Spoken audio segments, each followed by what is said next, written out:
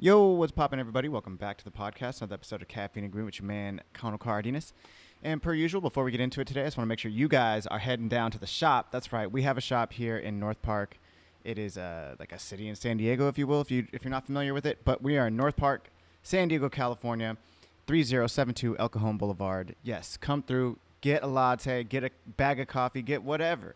We have it all here. Caffeine and Green, you need to come through, say what up.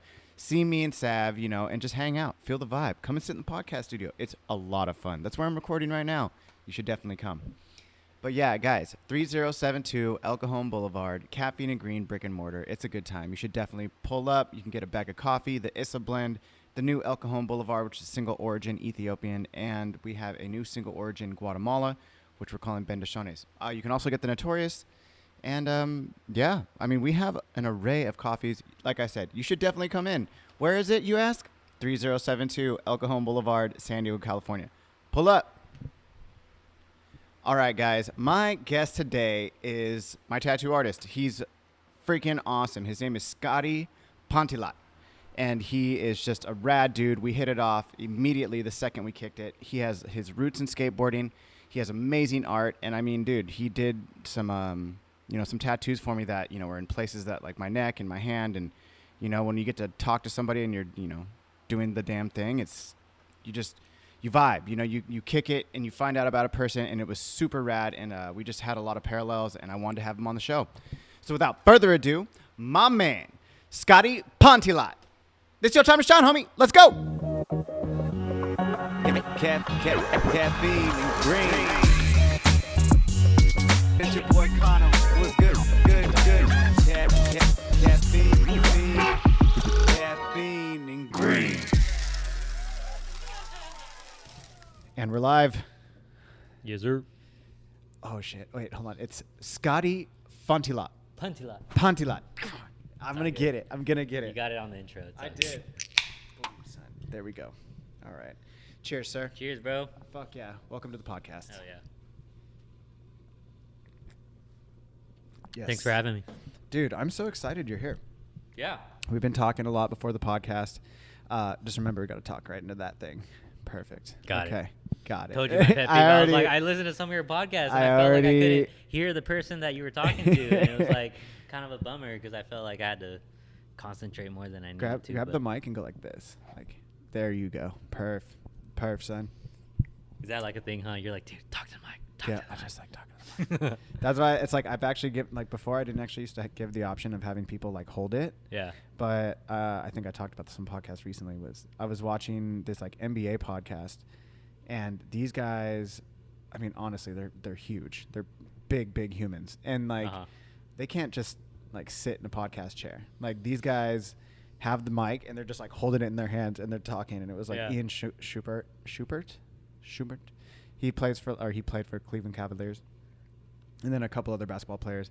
And the way they were holding it, I was like, oh, okay, I should probably just do that. Yeah. And like just make it more comfortable for people, because when people are comfortable, especially now that we're like sitting in these like buttery little chairs, it just makes the conversation easier. Yeah. Because if people are uncomfortable sitting, they're gonna be uncomfortable talking on the mic. That's what I tell people when they come in to get tattooed. I'm like, make yourself as comfortable as possible, because believe it or not, coming from someone that like has gotten a lot of hours under the needle or whatever, the less you have to worry about how you're sitting or holding your body a certain way, the easier the tattoo will be. Yeah. So I'm like, whatever you need. If you need another pillow, if you feel like you'd rather lay on your stomach than on your back, then let me know, because the less I'm worrying about you and how much pain you may be in, I can just focus on what I gotta do, which is like a nice tattoo. Yeah. You know what I mean? Like I don't like people to be worrying about like whether they can hold their arm up this way while I tattoo their shoulder or something. You know what I mean? So I get it. That's all about comfort. Well, that actually gets like, that's a great segue right there. So for people who don't know you, which is probably all of my listeners, you are a tattoo artist. Yeah, mainly tattoos, but I'm an artist all around. I feel I create things and do things to, I don't know, just kind of, it's like that release of like artistry, I guess. Like mainly tattoos, but like I like to work on canvases and make hats. Yes. I don't know, other art things. I like to ride my motorcycles and Dude, So- yeah, I've been watching your story ever since, I've been watching your story when I was trying to get an appointment with you.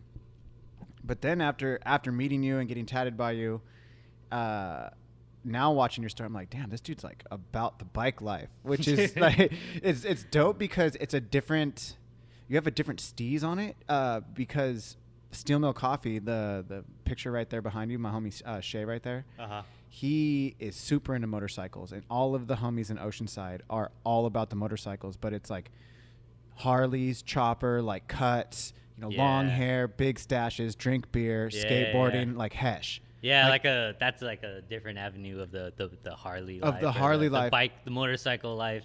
There's so many different avenues of the motorcycle world, just like how there is in the tattoo world, the skating world. You know what I mean? So your shit's sleek. Like, you look tough, son. Like, when I see that, I'm like, damn, if I was on the bikes, that's probably how I would ride. Because it's like, you're riding like a Harley, right? Yeah. You're riding a Harley, but like the way you look is like, you look like the bad guys in like the movies that are just like way more tight looking than the heroes. You're like, I mean, I come from a dirt bike racing background. Like, I raced motocross growing up. Like, I started racing 65s when I was 10, and then raced 85s. And so I come from like the off-road motorcycle world. Okay. Which is, I feel like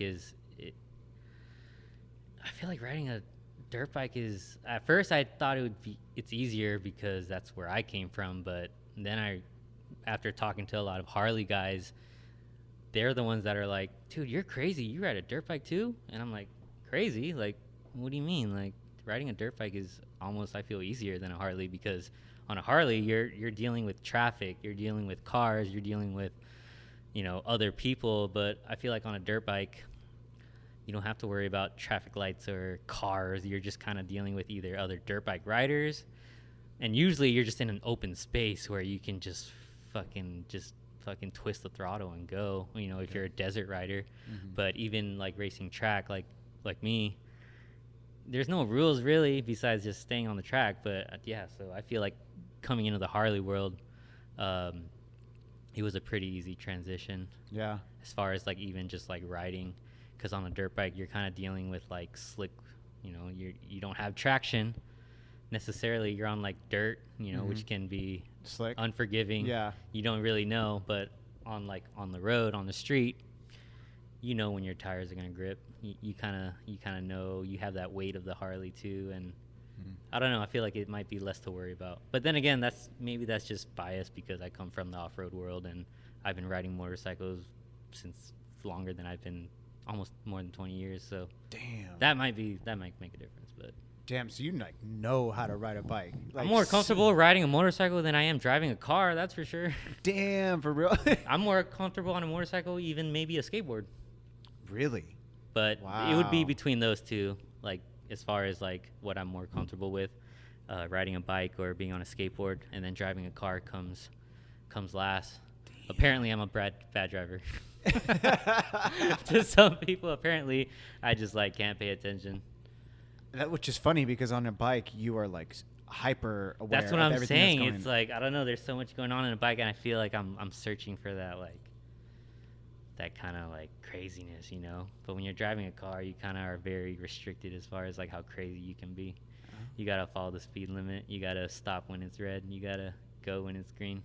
On a dirt bike, I'm kind of just like, I'm just going. But yeah, that's kind of, I'd definitely, if I had to choose one, I'd definitely choose 2 wheels over 4. Damn. That's except tight. The skateboard. Yeah. I still love skating just as much. Dude, yeah. So you did skateboarding, because we had actually talked about that the first day I met you. Like I actually told my homie Nardelli, I don't know if I told you about that, but I took a photo when you were like in the back drawing up the tats. Mm-hmm. I took a photo and sent it to my homie Nardelli, who owns Five Borough. And I was look at this. And he's like, where are you? And I was like, I'm at a tattoo shop in San Diego. And he was like, yo, I fucking miss San Diego. I was like, San Diego misses you, bro. Come out here. He's like, San Diego don't miss me. He's like, maybe soon I'll come out there. That which means he's never coming. But he was hyped to see that board. And it's from so long ago. I remember we were talking about this. Like, I remember that series. And then we got to talking about skating. And like you handed me a book, like a skate book, of like some serious I only photos. handed you that book because you had pointed out so many things that were hanging up on my wall that no one ever points out. Oh, dude, Like yeah. everyone always points out like the ASAP Rocky candle I have because obviously Just ASAP tight. Rocky. People point out like this other painting that just is the most colorful painting on the whole wall, so it just like attracts attention. But you're the one that like pointed out all the things that only people that know would know, like the sausage board. You're like, damn, that's a sick sausage board. I'm like, you know what sausage is? Like, fucking, yeah, fucking. And then the 5 borough boards with the collab with the Smith Street dudes.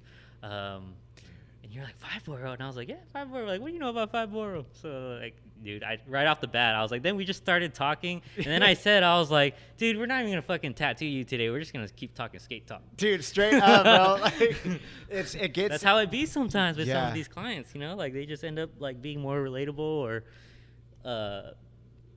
just, like, having more in common with me than either of us knew. Mm-hmm. And we just go on and on. Do you find that because you're tattooing somebody that they're going to essentially keep with them for life? Do you feel like you're trying to create that bond, or it's like it's even better when you have like a natural bond with somebody and you're like, damn, this is tight because you're about to be wearing my artwork like for the rest of your life? I mean, the natural bond is, I mean, it's not like I'm trying to like do anything a certain way to make this person like me, I guess. Yeah. I don't know. Yeah, like, yeah. I'm just like, I appreciate anyone that wants to get tattooed by me in the first place. Mm-hmm. Like, if you reach out to me to get tattooed by me, like, you're already my friend in my head because you already made the decision to reach out to me to give you something that you're going to have for the rest of your life. So already I'm like super appreciative, and I think that's just an amazing thing already. Yeah. So, no, I just want everyone to have a good experience. Fuck because yeah. I know how important that is, especially like getting a tattoo. I know walking to a tattoo shop for the first time can be super intimidating. So I just try to make everyone feel as comfortable and safe, I guess, in my place. Yeah. It's more about the experience. Well, yeah. A good tattoo is one thing, but I want a good experience to go with it. You know what I mean? Because I've personally been in a situation where maybe, you know, didn't feel comfortable or felt some type of way about getting a tattoo. So I just really don't want anyone to feel like that when they're in my chair. Mm-hmm. I mean, you have quite the unique experience too, at least for me. I mean, I've been in tattoo shops where there's people just walking in getting tatted like from off the street. And then when I went to your shop, it's, you know, doors closed. You're pretty much only there if you have an appointment kind of thing. Mm-hmm. So you've been tatting for a while, so you're in a different spot. It's like, I found you because of my friend Allison, and she was like, yo, this guy is the guy that you should probably get tatted if you're like trying, because he does a bunch of hands, he does necks. She told me, you know, you don't want to fuck around with those two things. And I was like, yeah, no, I fully understand, you know? For sure. But I feel like what made it so interesting to me was that, like, I had to seek you out. Like, finding you, especially in today's day and age on Instagram, and then for somebody to, like, who knows the tattoo world and was like, yo, no, this is the dude. It's like you're already on that level. So it's like for you to give that experience to me, like, you know, we vibe out like that. It's like, yo, that's even doper. Because, I mean, you could walk in and meet a tattoo artist and be like, yo, I just need this. Can you just, like, hit that real quick? All right, cool.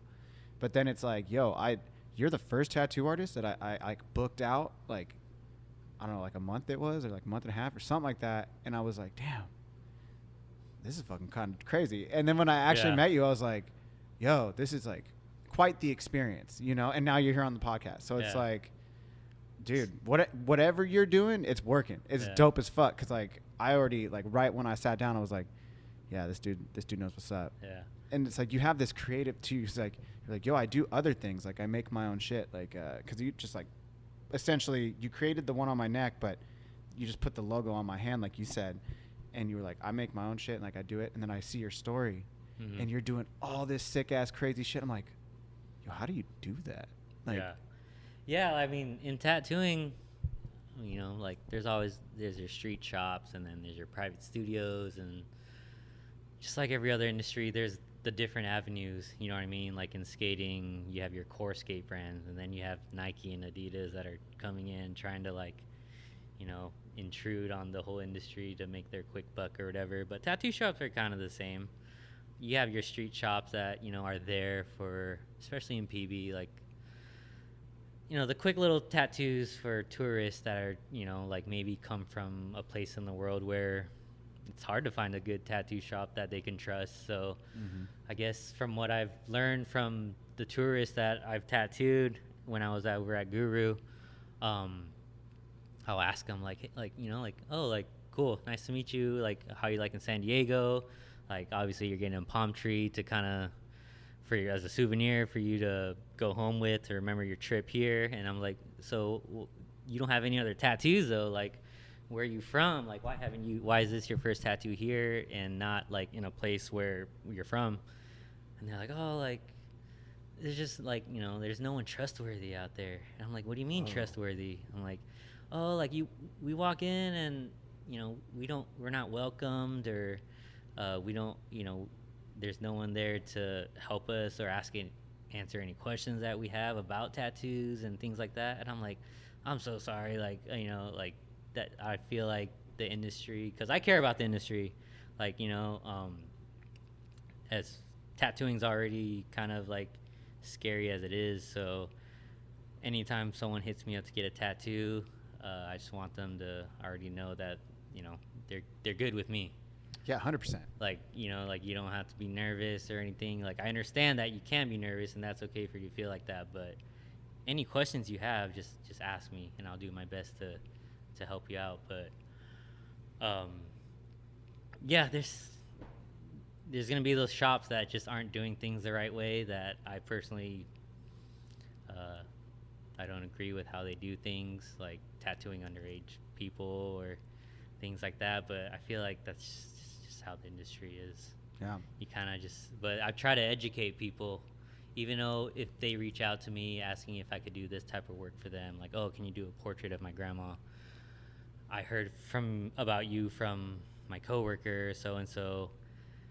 Even though I don't tattoo them, I want to make sure I steer them in the right direction and not just blow them off, you know? Because all I want personally is for everyone to get a good tattoo.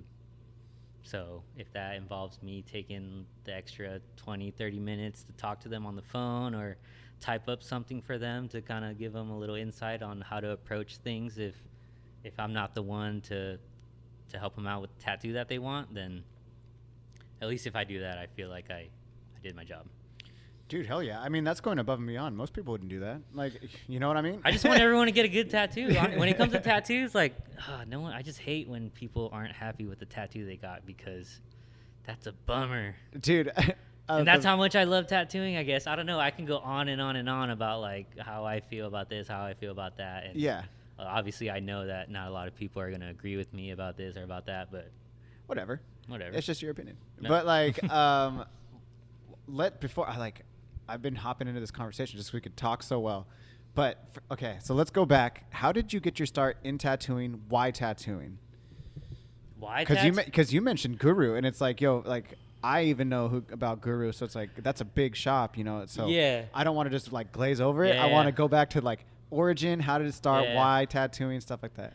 Yeah, so Guru wasn't the first shop I worked at or anything. I actually started up in Escondido, which is, for those that don't know, is like 30 minutes north of San Diego, like a little suburb town. But I started there not right after high school, but 2011 was when I graduated, and I went to community college first. I didn't hop right into tattooing right after high school, but it was in high school that I knew that tattooing is what I wanted to pursue. Mm-hmm.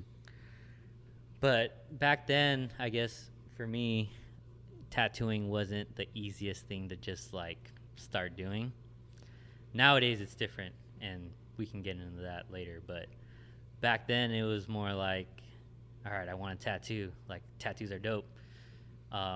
But like, how? And then all the answers that I got from the few people that I asked was like apprenticeship. And I was like apprenticeship? Like, what does that involve? And they're like, it involves just like kind of being at the tattoo shop and cleaning and sweeping and paying your dues, pretty much the traditional tattoo apprenticeship, for those that don't know. So it was just a matter of time, kind of, because I was asking people like, how do we get an apprenticeship? And they're like, oh, you got to go in a tattoo shop and ask. And I was like, I'm not even 18. Like is it even cool if I go into the tattoo shop asking something like that? And I just kind of didn't get an answer. But one person told me, you don't even have any tattoos. And I'm like, yeah, because I'm not old enough. And they're like, well, I mean, it's kind of early to start thinking about like being a tattooer if you don't have any tattoos. And I was like, I guess. I don't know. Like, yeah. I'm like, I don't know. Like, yeah, sure. You're right. Sure. I'm assuming you're already doing art at this point. I was doodling. Like, so I guess to clarify, I'm still in high school when I'm like asking people these questions about how to start tattooing. I don't know. I mean, I guess it kind of could have been too early for me to ask since I wasn't even like freaking that old. But anyways, at some point I just turned into like, I'm just gonna fucking do my own tattoo. I don't know. I was like, why can't I just do my own tattoo? Yeah. The girl I was dating at the time in high school, she's actually the one that brought up the idea, like, well, can we just buy like tattoo equipment online? I'm like, I don't know. I was like, all right, let's look. We found a website. I don't know if it was eBay. It could have been eBay, but it was like tattoo starter kit, $120. Shut up. Yeah. Only $120? Yeah, but at the time, as a high schooler, I mean, still, yeah. It's like, damn, like $120? Like, I mean, if that's what it takes, then sure. Because, you know, I was just being impatient. Like, I want to get a tattoo. Yeah. I don't know what, but I just want to get a tattoo. And so, saved up the $120 because I started working right when I was 16. Yeah. So you're a sophomore, right, in high school. Yeah. And I didn't need to work. It's not like there was anything for me to like pay for. But I was working. I had like this cool little trick Honda Civic at the time that was pretty much why I was working. I was working so I can have money to buy cool parts for the car, pay for the gas. I was skating, so I was like, dude, hell yeah, like I'm gonna work and just like fucking pretty much pay to make money for gas to go skate with my homies. Just pack the car. Perfect. Like a little fucking Civic Si hatchback. Like just pack that back seat, like sometimes 4 people. Easy. And then the 2 in the front. Dude, that thing was just sagging in the back. I remember it was already kind of lowered, so the fact that I fucking packed 4 homies in the back, just like we were just scraping like the back tires like everywhere we went. Tight. But I was like kind of like the only one, not the only one that had a car, but the most reliable car. Sick. I guess. And it was a little tricked out Honda. It was like bright blue. It was lowered on some cool wheels and low profile and like a 6 sound system. But it was like kind of handed down to me from my cousin at the time. But so I was like, yeah, $120 for a tattoo starter kit? Fuck yeah. I just won't go skate for a weekend. Like I just won't go skate. I won't fucking buy Taco Bell, like whatever. Save that, bought it, used a friend's credit card. Because I wasn't going to ask my parents, like, hey, can I use your credit card to buy a tattoo machine? You know, like, I was still living at home. I was still, like, scared of my parents. So, ordered it. Dude, months went by, and we just, like, thought, like, we got scammed. Like, fucking, this tattoo machine ain't coming. Like, we should have known, blah, blah, blah. Because it's coming from China. It was, like, some sketchy, like, website or something or whatever. So, you know, as a kid, it's, like, fucking, you take your losses. Yeah. You know what I mean? You don't necessarily... Because we were already kind of doing something that, like, we weren't supposed to, like, tell anyone that we were doing. Because, you know, as I was like, dude, like, we're going to tattoo ourselves. Like, we can't, like, you know, I can't tell my parents that, like, fucking I don't have money because I spent it on a tattoo machine kit or whatever. But it eventually came months later. Like, 6 months later, it came in like, a box, like, fucking wrapped like crazy with tape. Like, I don't know why. It looked like it was a fucking bomb. But we opened it, and inside was everything that we needed to like do a tattoo, like the ink, the needles, the machine, some green soap even, and I just started doing tattoos on myself and some homies, and I knew I wasn't doing things the right way, but as a teenager, you don't give a fuck. Yeah, fuck it. You're just like, fuck it, like I don't give a fuck, like I just want to do this, like I was just so happy to be doing the act of tattooing. Yeah. I didn't even care that they were coming out bad or good. Like I was just like, dude, this shit is sick. Like I'm fucking doing tattoos right now. Like, and I mean, my first interest in tattoos just kind of came from like being into skateboarding and fucking dirt bikes.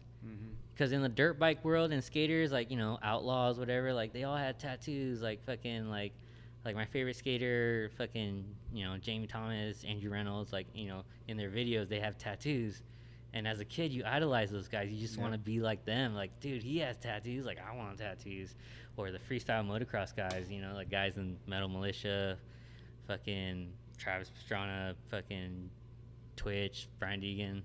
They all had tattoos. So it was like, dude, as a kid, you just want to be like them. So, you know, whatever they wear, whatever they look like, you know, like you as a kid, you just do what they do, thinking that you just will end up like them. Yeah. But in a way, like you want to end up like them, meaning like, dude, they're just stoked doing what they do, which is ride dirt bikes and skate. Yep. And if I make myself look like them, then I'll be I got that swag. I'll be doing what they do. Yeah, exactly. You know, so this is all just like thinking like a kid.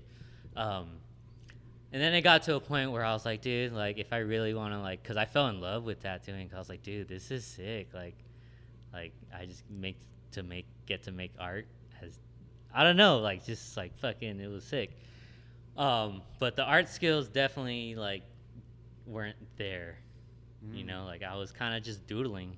Like I wasn't necessarily like making drawings in a way where like they had to be perfect or like, you know what I mean, like, or presentable, I guess. Like I'm just drawing because I want to draw.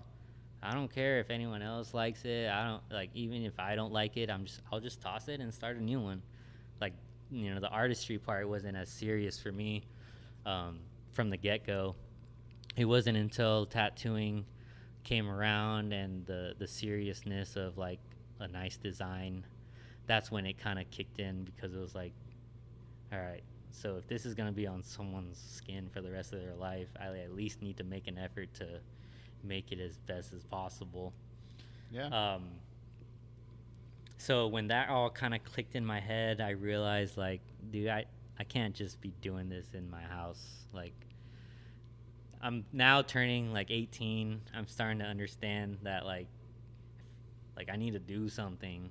I was just going to community college to make my parents happy, honestly, because after I graduated high school, I was working at Active, the skate shop. I was already working there. I had thought that I wanted to be in the skate industry for the rest of my life. And honestly, that'd probably be my backup if this tattooing thing doesn't work out. But anyways, You're good now. Yeah, No. anyways. But that was always my plan B. I was like, oh, like fucking, I love, you know, skating just as much. So if tattooing doesn't work out, I at least have the experience of working at Active, and I know a couple heads in the industry that can help me out if the tattooing thing doesn't work out. But so after high school, I was working at Active part-time, getting my full 30 actually. So I was pretty set, you know, like making more than enough money an 18-year-old could be happy with. You know, like fucking $400 every 2 weeks. Like fucking, you don't need more than that as an 18-year-old. You know what I mean? So I was doing that, and then I was going to community college just to kind of like get my parents off my ass, I guess, about like going to school, because traditional Asian parents, you know, straight A's, that's what they expect, 4.0. I was just barely shy of that, like, you know, decent in school. I wasn't like horrible. Yeah. I still have like, you know, as a kid, I feel like I've always had a good work ethic, and getting good grades would kind of just like keep my parents off my ass and actually get them to, give me an allowance and allow me to go do the things I wanted to do. So how long was it between the time of doing that and then like getting to a tattoo shop where you could get an apprenticeship? So I was doing the active thing, going to school, just kind of like just going back and forth. If I wasn't at school, I was working. If I wasn't working, I was at school. That's kind of the way my schedule got set up. And then just kind of like one day, I had a homie, my homie Nico. He's a homie that I've known just through skating and stuff in school. And he is a couple years older, and he was pursuing the tattoo thing also. But he was older, so, he kind of like was ahead of me in a way. And he was moving back into town. And the shop that he got a job at, the owner let him know that he was looking for an apprentice. And me being homies with him since school and through skating and stuff, I guess he said that I was the first one that popped in his head, and he hit me up. And he was like, yo, like, you've told me that you wanted a tattoo before. Like, are you still trying to do that or whatever? And I was like, yeah, fuck yeah. Like, fucking, yeah, absolutely. He was like, all right, well, we'll come in and bring all your stuff. And I was like, what do you mean my stuff? That tattoo gun, baby. Let's go. No, not even that. He was like, just bring in your art. And I was like, what do you mean? I'm like, I don't have art. Like, I don't have art. I don't know. Like, I don't have art to show. And he was like, oh, all right, well, take a week. And I was like, take a week for what? And he was like, just take a week and make some art. And I was like, all right. I didn't think too much of it. I was like, all right, I got a week, 7 days to just make art. So I just started drawing tattoo-related stuff, like, like Ed Hardy, Sailor Jerry stuff. Oh, like American traditional and shit? Yeah, okay. because that was the stuff I was into. So I guess backtracking, I finally turned 18, and I literally got my first tattoo on the day that I turned 18. Sick. Actually, the day before, by that guy, my homie Nico, the one that hit me up about the apprenticeship. Oh, what? So yeah, so I skipped a little part of it, but I started getting tattooed finally when I turned 18, going to school, working at Active, started getting tattooed. So that's when tattooing started sprinkling its way in after I turned 18. Got a couple of tattoos, got a feel for like what it's like to be in a tattoo shop. Like, okay, so what's that smell? That's green soap. Or what's that purple shit on my skin? That's a stencil. And you know what I mean? Like, I started getting more familiar, like, oh yeah, I got to fill out paperwork because this is serious shit. Yeah. He's got to scan my ID, whatever. So I'm now getting familiar with what the tattoo world is like, because before it was just like everything I knew from the LA Ink show or Miami Ink show or whatever. Yeah. So I already kind of have a couple tattoos, and so that's the type of stuff that I was drawing for as my art to go show the owner of the shop, who was going to be my mentor. Yeah. So I take a week. I'm literally up so late all 7 days of this week, like just drawing, like drawing what? Like just like fucking Ed Hardy shit. And then I bring it all in on that 7th day. I'm like, all right, hey, yo, I got my stuff. Like, I don't know, it's a week later. Like, where do I go? He sent me the address. And I was like, all right, cool. It's not even that far. And then I show up.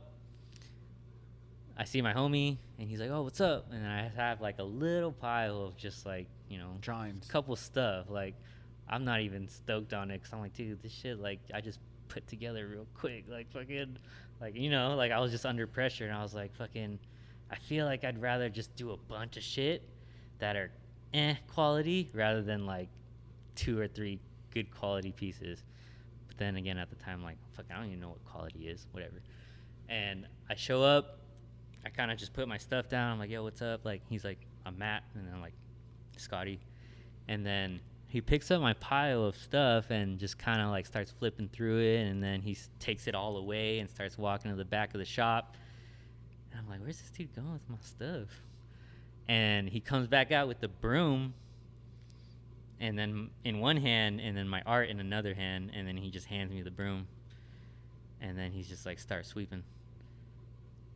Tight. I'm like, okay, like, I'll just start sweeping, I guess. I don't know if this is like the official, like the thumbs up, like I got the spot, or because I knew I was like, being an apprentice, like I'm just gonna be doing all the bitch work around the bitch shop. shit, yeah. Yeah. So I mean, I guess in my head I'm like, oh, this is a good sign.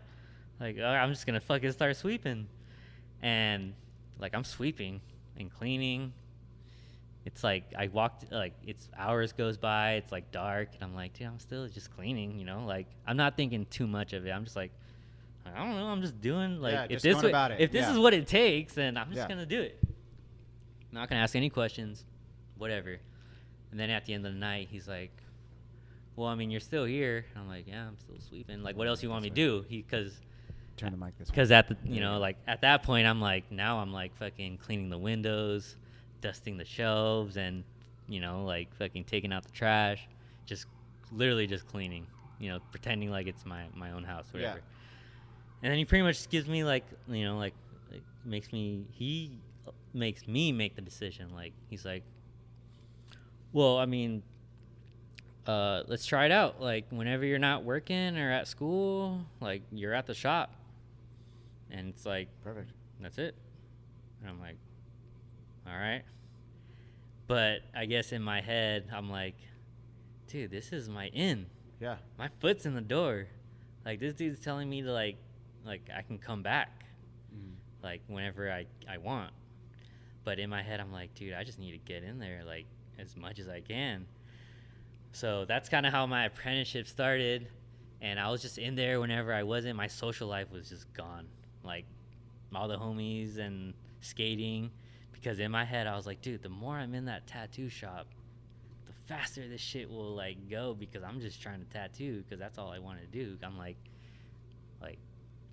if I, like, gotta skip out on a fucking night of drinking or playing beer pong, and I can get that much closer to, like, starting to tattoo, then that's what I want. Yeah, 100%. You know? Yeah. And then, like, over the next couple days, fucking, or next couple weeks, I mean, like, I'm just in there more, like, fucking as early as I can be. Like, if I don't gotta start my shift at the skate shop till 1, I'm there at the tattoo shop all the way up until then. Vice versa. Like, once I get out of the working my shift at the skate shop, I'll go straight to the tattoo shop and just be there and just be present, you know? Because in my head, that's what I was told by a couple of other tattooers. They're like, dude, you just got to be in there all the time. Like, just like at a skate shop or something. Yeah, just show your face and show that you're serious, because, like, a tattoo apprenticeship doesn't come around often for people that actually want it. So in my head, I was already just, like, driven and motivated to be in there as much as I could. And then just fast forward, like, boom, boom, boom, boom, dude, it all happened so fast. And next thing I knew, I was like, dropped out of community college so that I could be more at the tattoo shop more. But then it was balancing both the apprenticeship and working at Active, because that was my bread and butter. That's how I was making my money to get myself to the tattoo shop, you know, but also still, like, having a job to pay for the things that I wanted to do. Like, and you're essentially you're not even like, or I guess you're learning for free. Yeah, you know, pretty no much. Money, That's the way I saw it, is like, this guy's not necessarily asking me to pay him, but, like, the shit that he has to offer for me is, like, what's going to be the most important for my career and the rest of my life and what I want to do. Dude, I talk about that on the podcast all the time, how important mentorship is. Yeah. And being in, like, an apprenticeship. Mm-hmm. I mean, I'm all for self-taught, but in coffee, I mean, it's way different than being an artist. But I will definitely say there's so many coffee roasters that are like, yo, self-taught, like, nobody else. But it's like, hey, respect, especially dudes who figure it out. Yeah. But having a mentor is, dude, it's the best thing ever. It's having a cheat code. Yeah. It's like, why do you do this? Oh, well, this happens. Or, Yeah. like, why didn't you do this? Or what happened when this happened? And it's like, boom, you get to, like, learn from what they know, and then add your own steez, or, like, do it for yourself. So, I mean, that right there, hearing that is so fucking dope. How long did you work under him? So my apprenticeship was just shy of a whole year, which is considered short in, like, the traditional tattoo apprenticeship world, I guess, because I've heard of people apprenticing for 2 to 3 years, and sometimes at the end they don't even graduate, quote unquote. You know what I mean? What does that mean? Something, I don't know, for example, something goes wrong and like They beef. yeah, I don't know, like the tattoo apprenticeship thing, it's so like everyone has a different story, or every tattooer has a different story of how their apprenticeship went or what it took for them to get to where they are now. But mine was just like maybe 9 or 10 months. If I were to guess why it was shorter than average, was my mentor had just bought the shop at the time, and it wasn't long after I started apprenticing that, like, I didn't even know that he just bought the shop. I thought he had owned the shop for a while. So pretty much he was eager to get me tattooing full-time professionally, I feel. So once he kind of saw that I was motivated and committed to like tattooing and took it as serious as I did, he sped it up so that I could start making money for him, I guess. I don't know how to put it in other words. Like, you know, you did great. The longer I was an apprentice, he missing out on all the tattoos I could have done that helped the shop, you know, keep it afloat. But that's just my guess. But I mean, you'd have to ask him exactly what his thought process was why behind it. Yeah. he graduated me at 9 months rather than 3 years. I mean, the skills are obviously there, bro. You fucking super But it good. worked out. That's what I'm saying. Yeah. I was so eager to tattoo. I was like, dude, just teach me how to tattoo so I could fucking start tattooing. Like, Yeah. I'm tired of this like apprentice stuff where I have to ask you if I could tattoo this or not, because I just want to fucking do tattoos that I want to do, whatever. And I had, like, luckily for me, I had like a lot of friends that were down to get tattooed by me. Like garage tats and shit. No, not even that. Just like, you know, like being in the skate scene, it's like, dude, skaters are always down to get tattooed. Mm-hmm. Like sometimes I the last apprentice that I tattooed recently, I was like, oh, like fucking, you're apprenticing? Are you like, is your mentor allowing you to do a bunch of tattoos? And they're like, yeah, they allow me to do tattoos, but there's no one out there that want to get tattooed by me. And I like scratched my head. I was like, wait, what do you mean? Like fucking, because for me, I was like, dude, like all I had to do was go to the skate park and fucking ask someone if they want to get a tattoo, and they'd be down. So I guess, I don't know, nowadays it might be hard for apprentices to like fucking do some apprentice tattoos or free tattoos. But that would make sense though, because with Instagram, yeah, all you see is super fucking good tattoos. Yeah, now. so I guess anyone that's like wants a free tattoo nowadays, they're like, oh, why is it free? And I don't blame them. Yeah, because nothing good is free. But yeah, so that's why my apprenticeship was pretty short. But I mean, and then after that, I was stoked. I was like, dude, yeah, he graduated me pretty much on New Year's Day. So that's my tattoo birthday, I'd say, January 1st, because I remember him texting me, like, Happy New Year's, bud. Like, super proud of you and how far you've come. Like, next time you go to the shop, like, you're good to go. Like, you're a tattooer now. It was through a text, so that was like the way my tattoo graduation went. And every tattooer has their own like story of like how they graduated. Like the buddy that got me into tattooing, he said, from what I remember, he said that his graduation story was that he had to like stand at the corner of the stoplight and in a bra or something and hold the tattoo sign for the whole day. And then I guess when he went back in, they graduated him, and that was like his last like embarrassing hoorah. Because I don't know, like you know, I don't know, like apparently that's like the thing too. Like any apprentice is like, you know, like they're kind of bullied and picked on by the other tattooers in the shop and whatever. But the tattoo shop that I apprenticed at, it was just like a small group of like guys that, you know, it's not my fault they didn't fuck with me. You know what I mean? It's like, you know, like it's not my fault that I don't have any crazy story of them like fucking saran wrapping me to a chair or some shit, that all the other fucking crazy shit that I've heard apprentices go through. But yeah, apprentice for 9 months and then graduated as a tattooer when I was 19, and my 10-year tattoo anniversary is coming up Like, What? yeah, so I'm 29. So I graduated when I was 19. I'm Dude. 29 now. And January 1st. January 1st 2023? is I can officially say I've been tattooing for 10 consecutive years, and I'm super proud of it. Damn, you Like should be. there wasn't anything in between. It's not like I quit tattooing to go do this for a year and then came back to tattooing. Like, That was just it. tattooing like the whole way through. Like, eventually quit working at Active because it was kind of taken away from my time at the shop. And yeah, fucking almost 10 years, and here I am now.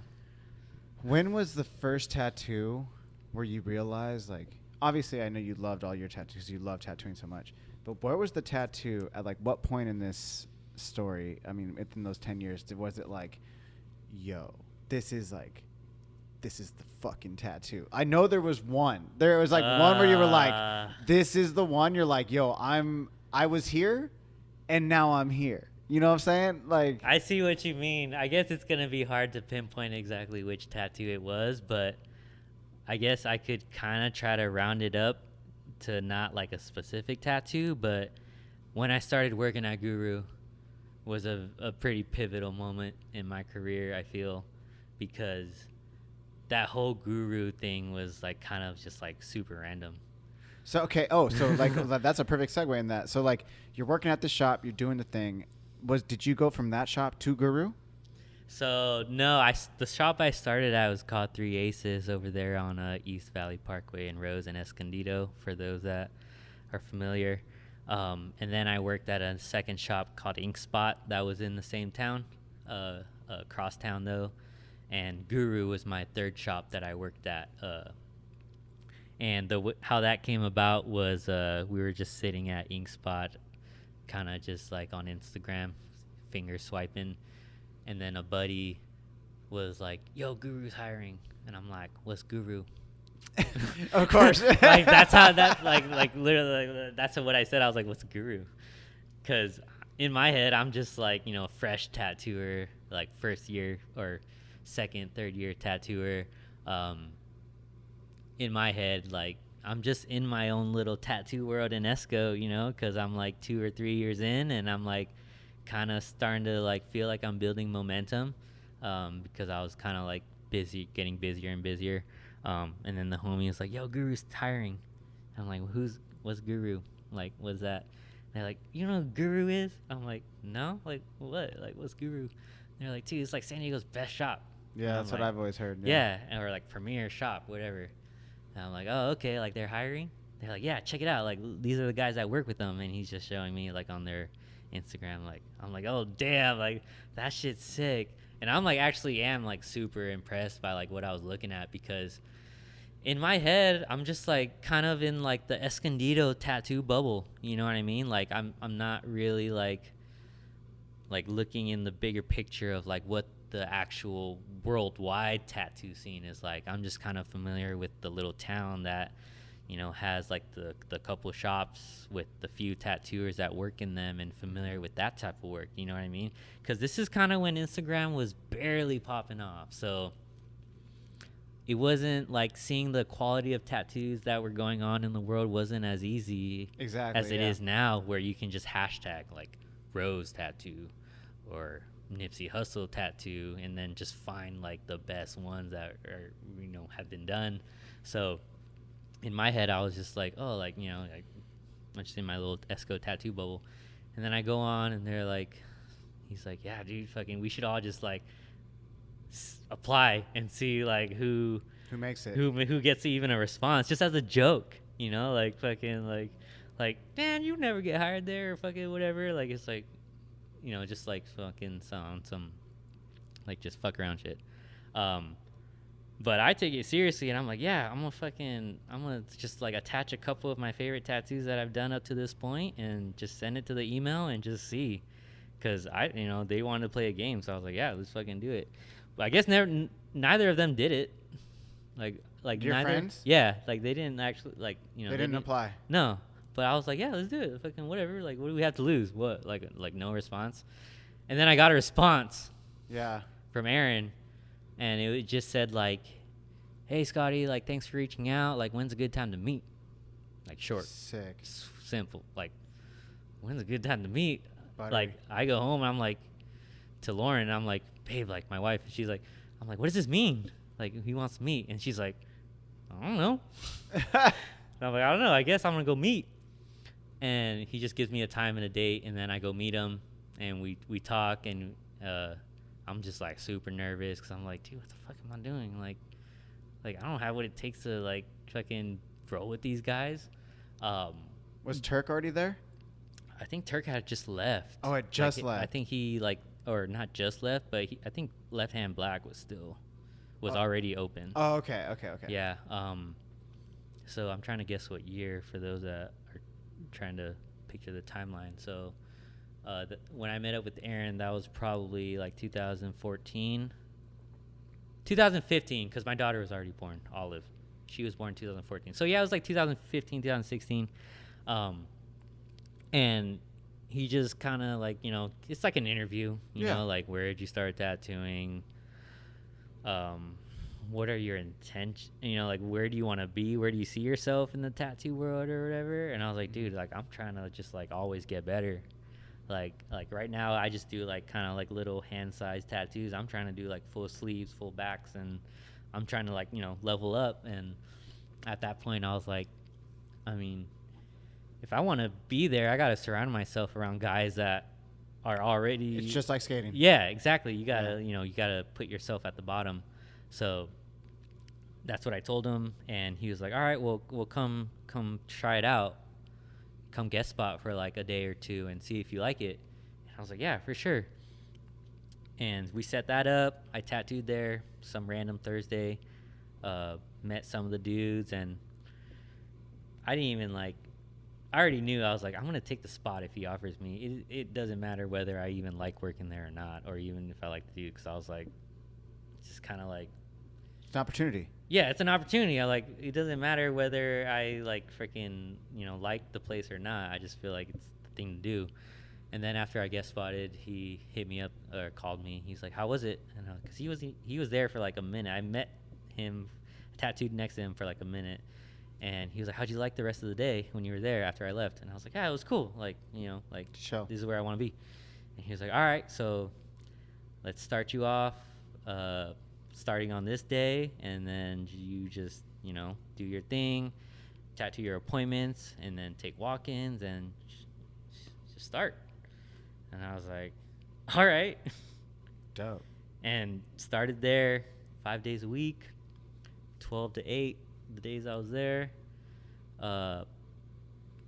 It was a trek. I remember it being like, because I was so used to working only 5 minutes away from home, and it went from that to driving 45 minutes. It's like downtown, right? PV. But coming PV. from Escondido. Yeah. So there's a couple things that I kind of sacrificed in a way to work there. Like, I sacrificed time from my family. My daughter was just born. When I started working at Guru, she was only 1 or 2. So I was sacrificing time away from her. I was sacrificing being just so close to home in case Lauren needed me to come home, because Olive was... She's a baby. She's a baby, doing baby literally. things. So it's dude, like, I don't know about other people, but like, if something's going wrong at home, I almost can't focus at work because I'm so concerned about what's going on at home. So I was sacrificing that. I was sacrificing the drive and the gas, but I was also going from like $100 an hour to like $180. So I was almost getting like double pay. So that kind of just like, was like... It's a no-brainer at that point. Yeah. So, but yeah, working there, like, I learned, it's almost like I went to tattoo college in a way. Sick. Because the first 2 years I was tattooing in Escondido, like, I was kind of just, doing my thing, finding my groove, getting more familiar with what it takes to be a successful tattoo artist and actually be able to make a living off of doing tattoos. So working down at Guru, I was pretty much surrounded by guys that were already in the game for some of them longer than I've even been alive. Damn. So I knew I put myself in a good spot, and even though I wasn't like super happy to be there, I guess I knew that it would pay off. Like, I knew that as long as I like just worked hard, and because at that time I was like, dude, I'm not even like worthy to be working here. I don't even know why this guy gave me a job to fucking work next to these guys, because my tattoos are dog shit compared to some of these guys. You know what I mean? Well, it's obvious. It's just self-deprecation, my G. That's Yeah. all it is. Because obviously you have the skills. Like, they wouldn't let you in these places. Like, you know what I'm saying? Yeah, but like, I come guess on I now. didn't see that, so I was like, dude, like, I guess if dude, this guy gave me the opportunity, so like, I gotta show out. You know, like Yeah, for fucking, sure.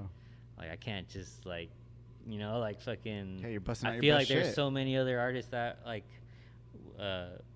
would die to be there, and like, he had chose me out of the who knows how many other people had emailed him about a job, you know, to be there. So I was like, dude, You're working on your level up, bro. Yeah, like I can't fucking half-ass anything. Yeah. A couple years goes by, and like I'm finding my groove, working there, kind of being more comfortable, and dude, I learned a lot. Like, sometimes I'm like, dude, imagine like all the like greatest artists I feel come out of that shop, where at one point worked at that shop. So it's like, That's fucking dope, dude. yeah. And then I worked there for maybe 3 years, which is a lot of the guys that have worked there for fucking almost 10. Damn. 10 years. Yeah. That's like a fucking corporate job right there. Yeah, that's what I'm saying. So You accelerate your pace pretty fast. Yeah. But I mean, the reason why I'm not working there now is like I guess another story on its own. But I guess eventually I kind of just found myself like kind of dragging my feet going in there. Damn. Yo, I've heard. You're not the first person that I've heard that from. Like, Turk had like, when he was on the show, we had talked about like he was at Guru too, and it's like he had his own. I didn't know he had I didn't know you had him on here. Yeah, Turk was one of my. I think he definitely was in with like in the first 25, because when I started the podcast, I was. So how do you know him again? Or how he worked next door. That's what I was gonna say. It's like he worked next door at Left Hand Black. I worked at a coffee shop in South Park that shares the fucking wall with him. Yeah. And when he would come in, I was just like, "Yo, this fool's crazy." And you know what's funny is I didn't even, I was introduced to him as the guy who owned the tattoo shop. But when me and Turk really started talking, was when I started doing jujitsu. He was like, "I'm a purple belt in jujitsu." I was like, "No, you're not." He's like, "Yeah, I am." I was like, "What?" And he's like, "The reason I stopped doing it is because a dude broke his arm who, like, he said he tapped a brown belt, and the guy was super pissed. And then so the next thing he like went to like, I think do an arm bar or something like that, and he like Turk tapped, and the fucking dude broke his arm. And he was like, he's like, it's up, it's like I work with my hands. He's like, dude, he's like, I love jiu-jitsu, but he's like, I can't sacrifice my work. But like we actually spoke about that. We spoke about a bunch of other stuff. But then it was like, me and him just built this rapport where it's like, fuck yeah, dude, come on the show. Would you mind? And it was like, that's when the podcast was super new. And I'm a huge fan of Ink Master. So at the time, like when I first started watching it, I was into like all the drama and everything. But now like I just go to the end for the critique so I could see the actual fucking tattoos. Because like I do love tattoos and artwork and artists in general, just who do what you do. So that's because of that I spoke to Turk, and we just always hit it off. And then martial arts, of course. But yeah, having the wall right next to him, and I was just, dude, I would always go back and forth into Left Hand Black. And then during COVID we became super good homies. It was funny, it's like there was still that time where it was like you're not really supposed to be working. And so during the day, I would go and roast, and like it would be like I would going through the back. I'm fucking putting coffee smoke in the air, so it's like you could smell me roasting coffee, but it's like I keep the lights off, but I'm roasting and shit. And then like all of a sudden one day, somebody just like boom, boom, boom, boom, boom, like on the back door, and I was like, fuck. And then like I just walk up to like, who is it? Who is it? Who is it? But who is it? And it was just like, I don't even know what the fuck he said, but I was like, oh, it's Turk. And I opened up the door. I was like, damn, fool, what the fuck? And he's so big, and I'm so like compared to him, I'm so tiny. Yeah. So and like he's like, what are you doing in here? I was like, I'm fucking roasting coffee. What are you doing? He's like, I'm tattooing. I was like, he's like, I'm not supposed to be. Shut up. And I was like, I know you're not supposed to be. Shut up. Like I know, But it's just that's how me and him always a super good homie, and like he's a good homie. Yeah, I think I might have met him really briefly at an art show, but I just every time I hear someone talk about him, good words, how dope his art is, how like real of a tattooer he is, and bro, he's as real as it's gonna get, bro. He's gonna tell you his fucking opinions, whether or not you give a shit. And at the same time, he, when you have a Turk tattoo, like what he's doing. Like he'll do like regular shit, but it's like you could tell a Turk tattoo from like across the room. It's like, yo, who tattooed that? It's like, oh, that's a Turk tattoo right there. I think every tattooer has that. Like every tattooer has the tattoos that they do, and then the tattooers that they're just, they're more than capable of doing like a palm tree. Like obviously. Well, dude, you have a distinct style as well. Like I've definitely been, just recently on your story, you're doing like a piece. Looks like for one of your homies or something like that. Oh, like a wall, like an art piece, like a mural, not a tattoo, like a mural. Yeah. But it's the work that you do on tattoos. Yeah, it's just kind of in a different medium. I'm trying to do more of that. What is that? It's just like calligraphy, I guess. It's just. Yeah, it's just calligraphy, like a kind of based off of like an Old English letter flow, but like kind of in a more stylized, eye-pleasing way. It connects too, though, because I see, dude. I don't know how you find these people or how they find you, but you always end up having people who do shit on their knees. Yeah, and like you could do it around the knees or like the elbows, and it's like, how do you? My question when I watch this, or when I see it, like I guess I watch it on your story, but like. I see it. I'm like, how do you consistently find people to do that? But like, I'm imagining these people are reaching out to you and they're like, hey, I want it on my knee, or like, But I mean, it's the same way too. Is that I found you because of my neck and my hands. I'm like, yo, this G has right here. He's like, he does this. Like, Yeah, the knee thing is that's definitely been a thing these last couple months. But it's just letters. But it looks so sick. It's like, just bro. letters, like in a cool tattoo way. I mean, they don't always say something. Sometimes people just want like some sort of cool flow. Yeah. But usually I'll ask them like, do you want it to like say anything? Like, because I don't know, so you can kind of make it meaningful in a way. Yeah. But not always. It's just kind of like flow. I don't know. It's just kind of something that like looks cool. When you see it, you're like, well, that looks cool. I don't know. It's just like the weird artist brain in me. Like, Dude, I love that shit, though. It's like sometimes something just looks cool. And then, like, someone asks you, like, why does it look cool? I'm like, I don't know. It just makes you want to keep looking at it, I guess. Or it just makes you smile when you see it. Or it makes you feel some type of way when you see it. Do you think when you're creating, do you have, like, a flow state? Or is there something that you do that's, like, repetitive almost, that it's part of your process to get to that artist flow? Yeah, I don't really like too much. It's kind of changed over the years. Like as a tattooer, I used to always like want to know everything particular that the client wanted in their tattoo, because in my head it seemed like easier. Like if they could just tell me exactly what size they wanted, or how they want the leaves to look, or exactly what colors they want, like it's easier for me. But over the years, that's kind of, I've noticed, become more of a headache for me. And I've now kind of gotten more joy out of just doing things the way I want to do it. But that's something that's kind of just come over time and evolved as an artist, I guess. But pretty much how I approach tattoos now is like a basic idea. Like, just send me a picture of like the space on your body that you're willing to let me claim, and give me, like, explain to me your idea in words. Sometimes I don't even ask for pictures. or sometimes I even request that you don't send me pictures. Just kind of try to explain to me in words what you want for your tattoo. Sick. And So then, it's like artist interpretation. yeah, so just like let me kind of like take whatever you want or the specifics that you want, and then I'll run with the rest. I'll tell them it's okay to send me pictures of my own work. Like, oh, feel free to I did that. feel free to screenshot anything from my page, and like even just 2 or 3 of them will help me see kind of maybe some of your expectations, you know.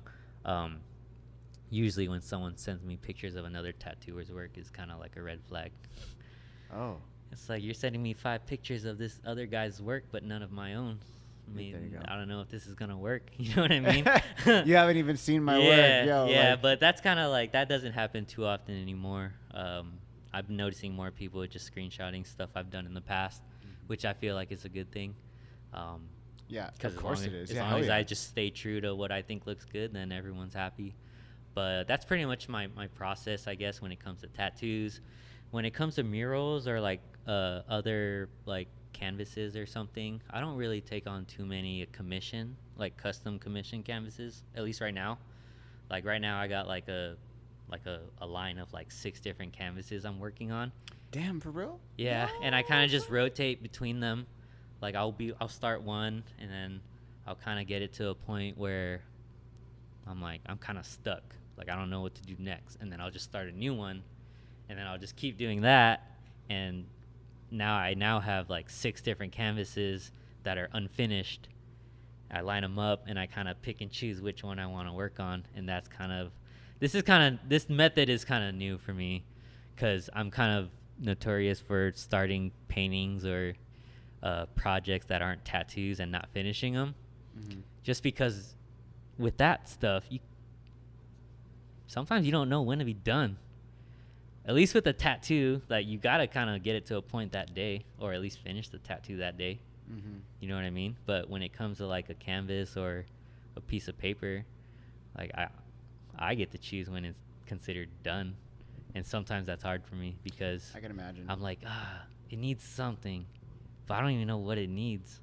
So I guess I'm just gonna put it away for a little bit and then whip it out like, I don't know, 2 days later, 2 weeks later. Sometimes it gets lost, and then I find it 2 years later. Dude, my dad's a canvas artist. Like that's what he does. Mm-hmm. In his he's in his like mid 70s now. So he might have been in his early 70s or late 60s. He got accepted to the Florence Academy of Art in Florence. And he took a fucking like a semester abroad in his like late 60s, early 70s. This is before you were born. No, this is like 2015. Oh shit! Yeah. I thought you said in the 70s. Or something. No, he's in his 70s. Oh, he's in his 70s. Yeah. I thought you meant back in. The Oh 70s. no! I meant he's in his 70s, okay. late 60s. So if he's it's 2022, so 20. Oh fuck! It's actually kind of a while ago. It's like 7 years ago. But I moved back up to the Bay Area, and like I lived with my grandmother, and we just like I was like watching her, kind of thing, 'cause she was so old. But my dad went, and he fucking came back with these canvases that he painted, and like, bro, this is the only 2 paintings that I've ever seen that he's let me see. I've bought him canvas after canvas over the years. You don't get to see his work, bro. Why I've He just keeps it from you. He says they're not done. Like, yo, Oh, bro, yeah. he'll fucking I can relate that. I can't tell you how many times like it was like either a couple days before Christmas or it'd be like a couple days after Christmas. I take him over to Michael's and be like, all right, what size? Because he has like an easel in his room, Mm-hmm. and he just sits there and paints. And bro, he's like, hands down, he could do this mural right here on Nipsey. Like, I love Slow who did this.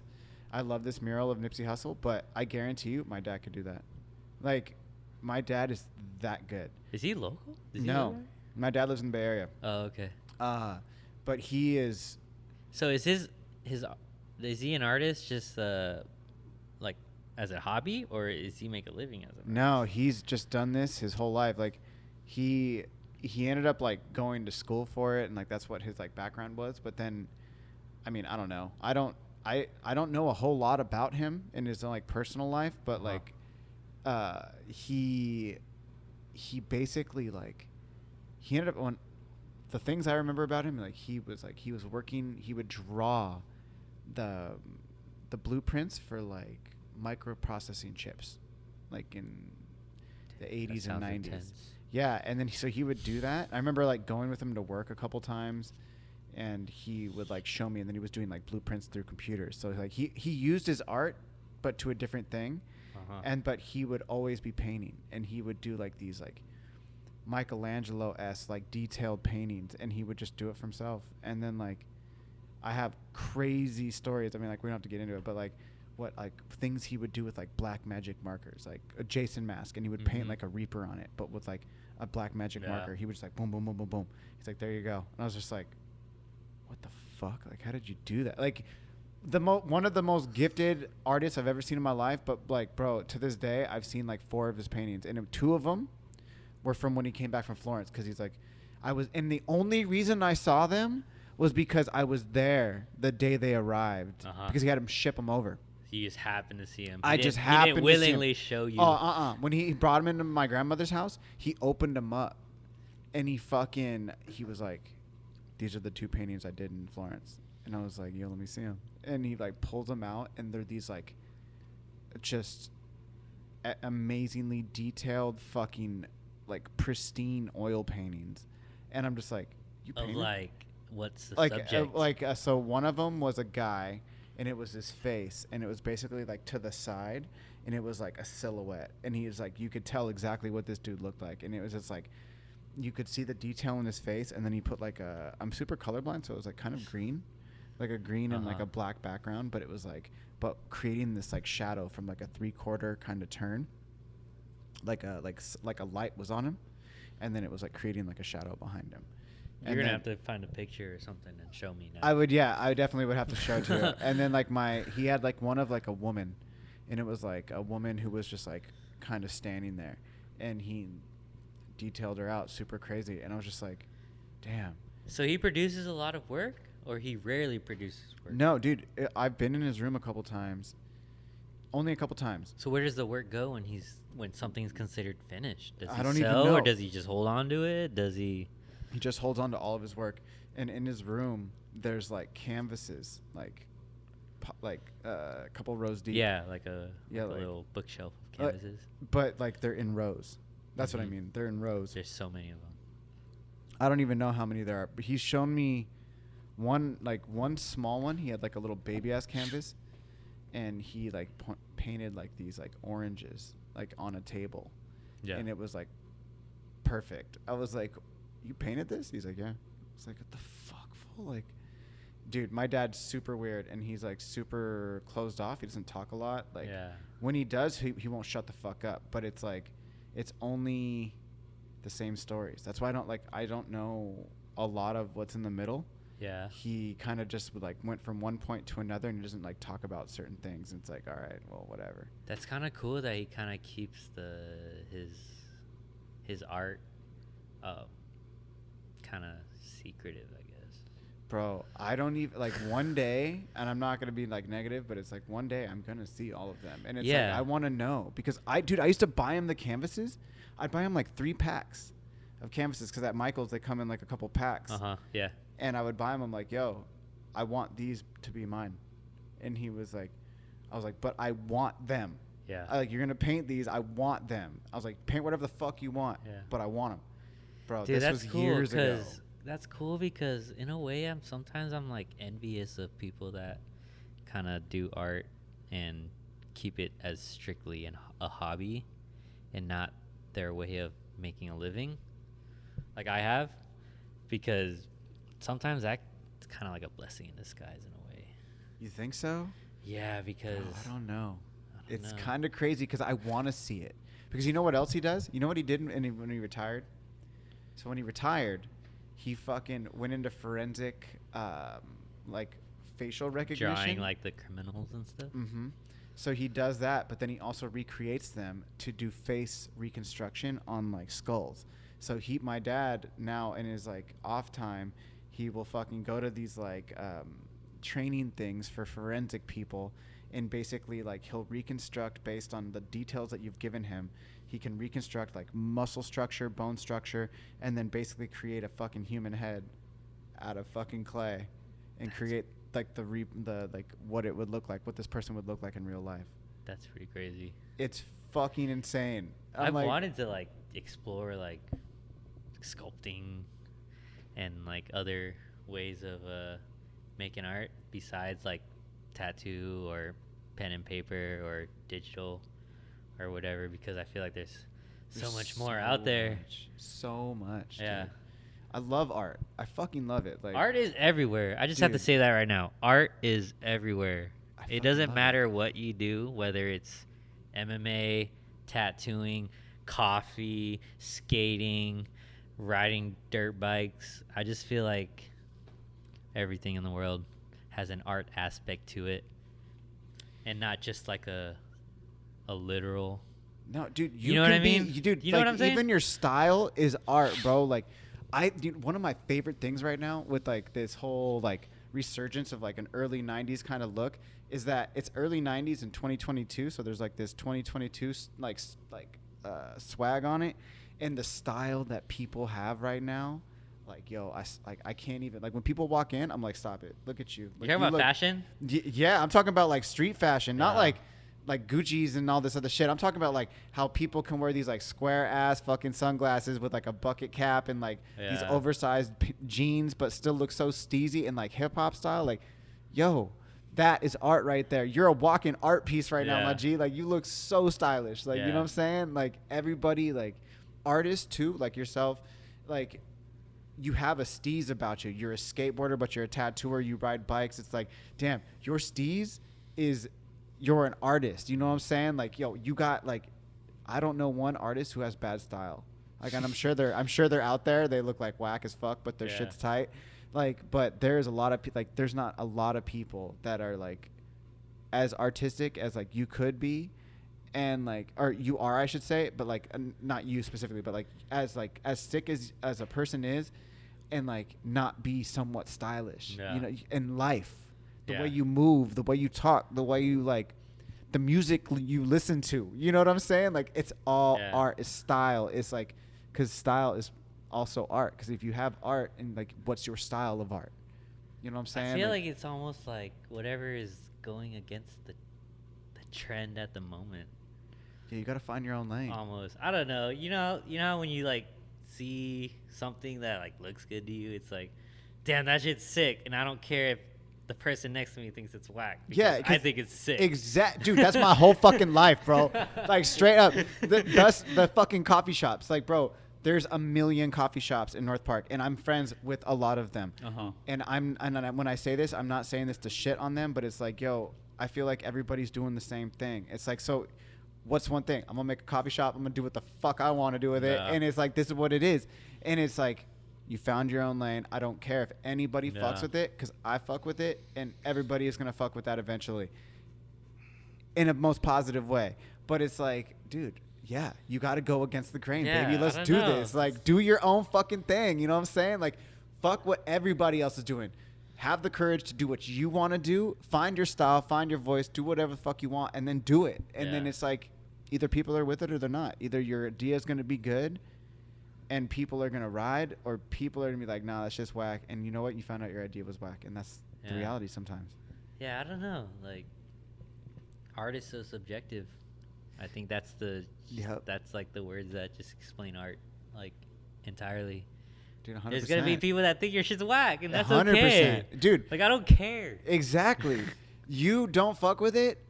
Bad Bunny says, he says, if you don't like it, you don't have to look. And he says, no me, what the fuck? I'm a little buzzed right now. I think that little weed drink. Yeah, no, I know, like my tattoos aren't for everyone. Like, I know that. Like, it's not even like a thing that someone has to convince me. Like, I've heard some people say, like, my shit's like, you can't even read it. And I'm like, I mean, it's not like I was like even going for that. Yeah. You know what I mean? It's like, it's not like I'm making this tattoo with the hopes of that people will like it. Not everybody, at least. Yeah, but you're gonna find but that. honestly, that it's like crowd. as long as I go home liking it, I'm happy.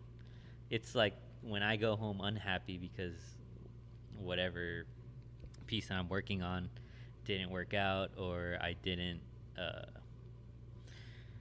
I may not have been able to accomplish like what I wanted to that day, and they got to come back for like another session. But uh like I don't know, like my art's, I know my art's not for everyone, but it's okay.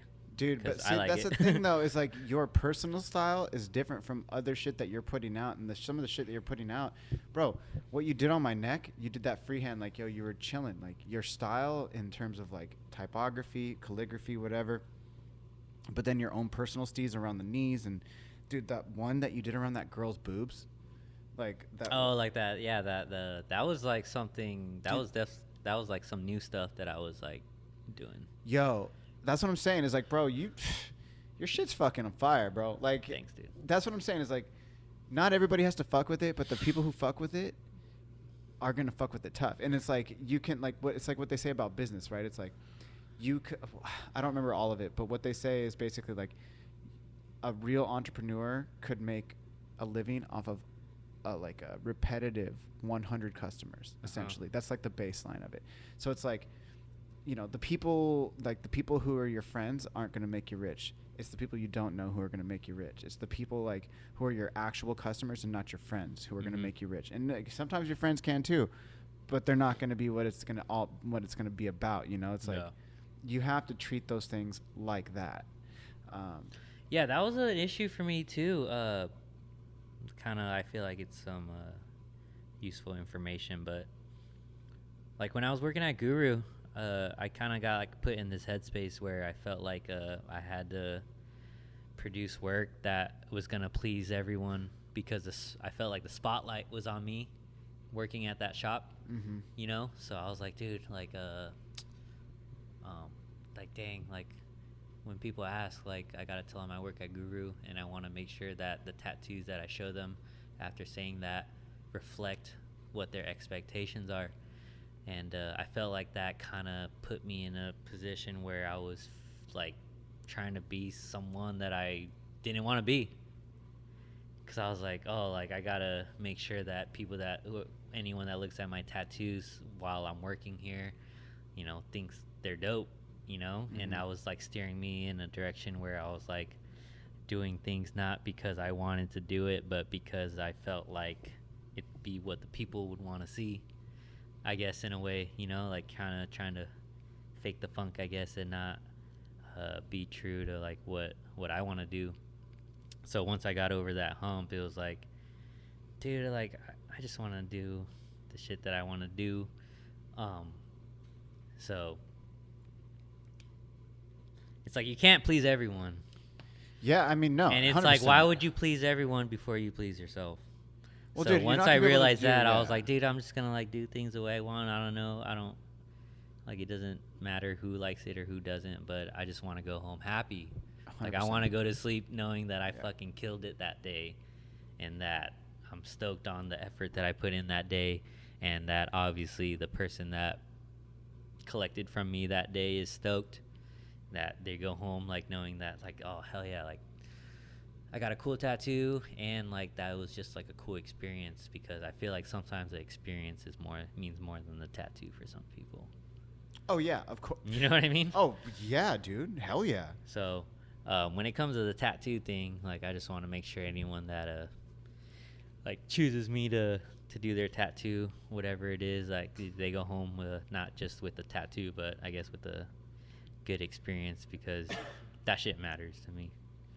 Yeah, dude. I mean, I don't know. It's like going to the coffee shop. I don't know. Like fucking. Dude, it's your I passion. know. Right, real quick when like fucking I felt like I fucking had a bad coffee, not just because the coffee's bad, but the experience was bad. You know what I mean? Dude, I was literally talking about this today to one of my guests, and I was just talking about, for me, I care almost too much about the actual experience. Like, dude, I could be having like the worst fucking day, going through whatever, but as soon as I walk through that door, compartmentalization, baby. Like, yo, as soon as you come in, hey, how are you doing today? What's popping? What can I get you? Let's get it. Let's get an espresso. Let's get whatever I can. And then you know what? Because of like I just block out whatever I'm dealing with, I can turn that on for that person and give that experience. Because like, bro, it's like you is what I was gonna say. It's like it's your passion. Like, bro, like the way you talk about how you care about your clients' happiness with the peace that you're giving them. I can relate to it because with every single cup of coffee that I'm making, whether it's a cold brew, whether it's espresso, whether it's just a batch brew, everything is done with love and like with energy literally from green to cup. Yeah. From when that coffee is scooped out to the way I'm roasting it to what I did to get it here to transport it, and now I'm serving it to you in your cup. 100. Yo, that to me, every single person who walks through, I don't care where you're from, what you do, how you look. If you fuck with the coffee, I fuck with you.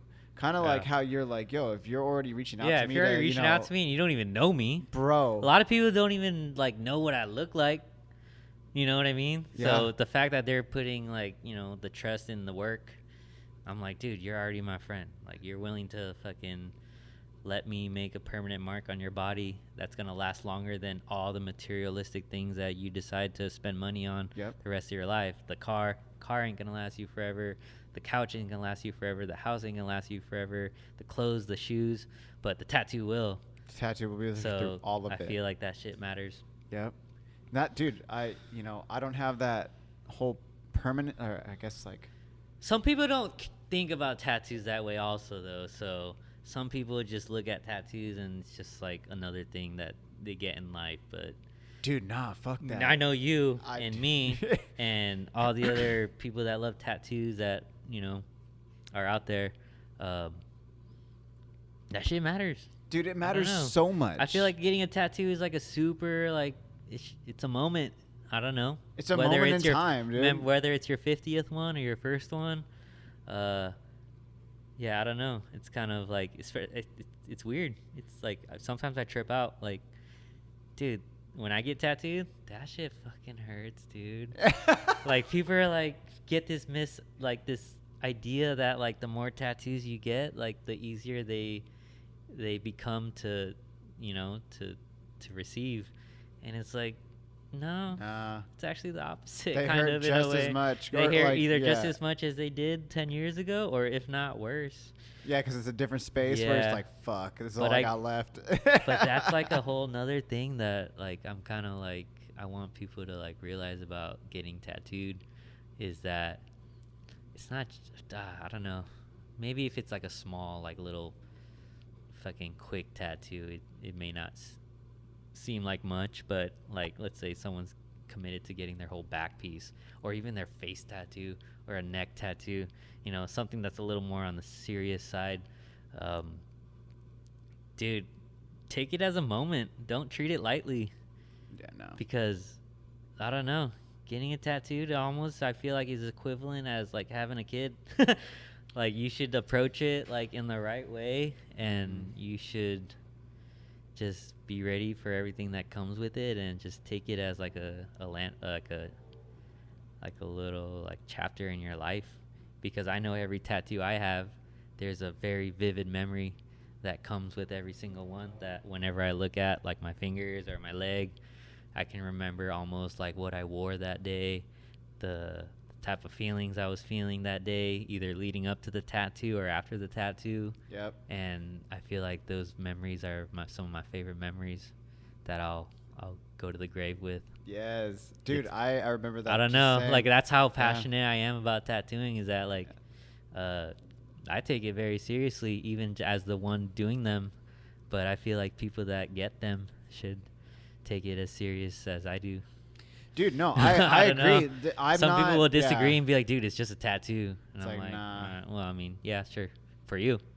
Yeah, dude, no, I feel completely the same. I don't take tattoos lightly. And I was actually thinking, before I got tatted by you with my hand in my neck, I literally was thinking, I was like, dude, it's been like 3 years. Like, since I got a tattoo. I asked you too. I was like, hey, how long has it been since you got a tattoo? Yeah. Because I kind of try to gauge, like, you know, if someone got tattooed last week, like, oh, they, you know, they just experienced this. But if sometimes the answer is like 8 years, I'm like, holy shit, like you're fucking about to get a rude awakening, bro. Yeah. Because I don't tattoo lightly. Yeah, dude, you kind of do. Like, I mean, at least for me, At like, times I can be, yeah, depending on dude, the situation. But the I feel neck. like- I was telling people when they asked me like, how did your neck feel, and I was like, bro, honestly, there was only 2 points, and I remember that whole time you were doing my neck where it got like, ooh, this fucking spicy. So, and like it's like, ooh, that But shit. doesn't it wake you up? It's like, holy shit, I'm alive. Yeah, no, I'm about it. It's just like a skate trick. It's like, it's also like, I feel like tattooing's like skateboarding, where you just like, the more you get or the better you get at skateboarding, like the circle gets smaller and Dude, smaller, it's like and your then it's serotonin almost fucking like, bro, kicks, and you're like, yeah. it's like a high. It's like, holy shit. You know, one thing I could share with you too, I don't know if anybody's ever told you this, but like, dude, for me, my neck doesn't even bother me. I see it in the morning, I'm like, oh, sick. Like, the neck, honestly, I went to like like a week or 2 after you tatted me, I went to a San Diego Chamber of Commerce event, and I'm like schmoozing and like rubbing elbows with like serious people. The mayor, Jerry Sanders, or the ex-mayor, Jerry Sanders of San Diego, was there. Me and Sav are like talking to him, and I'm like, fuck, I have a neck tattoo. And like, I'm like, but I'm wearing like a polo and like trying to be professional. And it's like, yo, it was great. Nobody said anything, but like, dude, I definitely noticed eyes like immediately. Like when I go up to talk to them, it's like boom neck tat or like boom hand, and like they see it, and then because I don't look at my neck, whatever, this is fine. The one that I've definitely like since I got tatted, the one that has been giving me the hardest has been my hand, because I'll like be roasting and I'll be like looking down, and then I'll be like, damn, that's not going. Dude, I found myself the other day like rubbing my hand like. Like crazy. It's not going away. But I was like, yo, this is dope as fuck. Like, I'm not bummed on it at all. No, I feel what you're saying. It takes a little bit to kind of get used to some tattoos, especially the ones that kind of make your appearance like drastically different. Dude, a lot of people have especially said that people too. that like know you and like know you without a neck tattoo, and they see you with one. Those are the people where it's harder for them to grasp the idea. Because you even said, you're like, dude, Sav kept saying like, I can't stop looking at your hand or your neck. Dude, I can't help it. She still stares at it. She's like what the fuck? It's a trip. Yeah. Like, I feel like, when it comes like, you know, obviously like an arm or a leg tattoo is one thing, but your knuckles, hands, face, neck, head, whatever. Like, dude, I love it. Yeah. But honestly, it's like, I used to get super like anxious when someone would ask me to tattoo their neck or their face, because in my head I was like, I feel like they don't even know how serious or how this will change the way they look. Dude, it does. It does. It really does. In my head, I'm like, as I'm like deciding whether I even want to do the tattoo or not, I'm like, fuck, dude, like I don't even know if I want to take on that responsibility. who am I to even like?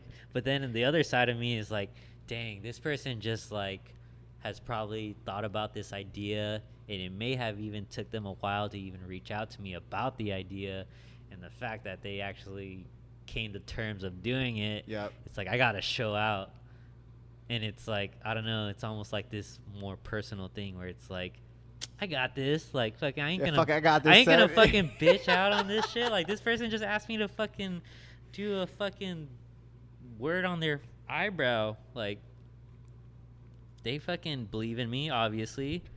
So it's like, there you go. Fuck yeah, I'm gonna do this shit. Like, fucking, I'm gonna, you know, like, this is what they want from me. Like, fucking, I know, you know, like, I got this. Yeah. They believe that I got it. Yeah. They obviously fucking are reaching out to me for it. Bro, that's why I did it. I knew. Yeah, I knew like, you had it. I got this shit. Dude, you know what? The one that convinced me. The one that convinced me that I could trust you to do it was there. I sent it to you too. It was one of the photos. Like I sent you like a hand photo, of like kind of like whatever here, but then you just did the graphic. But it was like that was fine. But it was like the one that I imagined in my head was you did the back of this dude's head, but you like did it around his hairline. And I was like, oh yeah, I think that was a San Diego piece. Is that like? It was back here. It was like it was in the back of the head, so it was like the back, like a how do you describe this? The back of the head, like on the neck, and then it went around and up to back behind the ear. But it was like a cursive letter, like Rosalie, or maybe that was on a hand. But it was like it went along his fucking hairline on the bottom, like back right of it, and up into the back of the ear. And I was like, that fool really did that? I was like, how did he fucking do that? I was like, Yeah. and it looks so clean. And then like I was looking at it and like I showed a couple of my homies like, yo, the dude's gonna hit my neck. They were looking at it and like, yeah, he's probably the one, because it was between you and another guy, and I was like looking at this other guy and I was like, I don't know. And then a couple of my homies were looking at yours. They're like, dude, this guy has a shitload of hand and a shitload of neck tats. They're like, bro, I don't know. If you're gonna do it, you got to do it with this guy. And I was like, yeah, good call. I was like, I was thinking the same thing. And then I was like showing that photo, and I was like, man, if you can carve that around the back of that dude's hairline, I was like, this dude probably knows what he's doing. Oh yeah, that's dope, dude. Dude, Like, it was I appreciate sick. you saying that.